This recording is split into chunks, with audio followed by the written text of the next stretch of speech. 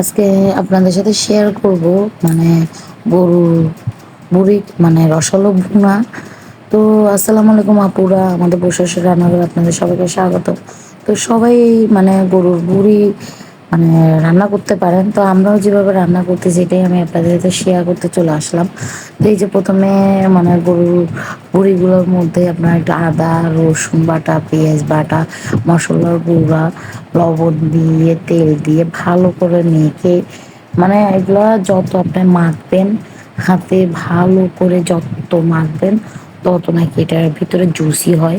তো এই যে ভালো করে মেখে আপনার চুলায় বসা দিবে, এই যে চুলার মধ্যে বসানোর পরে এরকম একটা মানে লোক আসছে।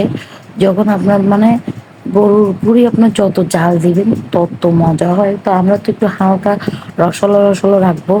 তো এই যে একটু করে ভালো করে লাড়া দিয়ে আবার কিছুক্ষণ পরে এসে আবার লাড়া দিলে তারপর আমাদের এই গরুর মানে ভুঁড়ি রসালো ভুনাটাও হয়ে যাবে।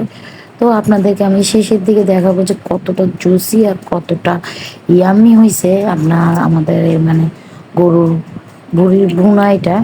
তো এই যে দেখতেই পাচ্ছেন কতটা সুন্দর কতটা ইয়ামি হয়েছে আমার শাশুড়ির হাতের গরুর বুড়ির ভুনা রসালো ভুনা। তো আপনারা যারা মানে পুরি খেতে পছন্দ করেন তারা এইভাবে রেসিপিটা ফলো করতে পারেন। আর আমাদের ভিডিও আমাদের কথা আপনাদের থেকে কেমন লাগে সব কিছু কমেন্ট করে জানাবেন। আমাদের আপনাদের ভালোবাসা ছাড়া আমরা মানে সামনের দিকে আগাতে পারবো না। তো সবসময় এরকম ভালোবাসা দিয়ে আমাদের সাথে থাকবেন। অনেক অনেক ধন্যবাদ আপুরা, আসসালামু আলাইকুম।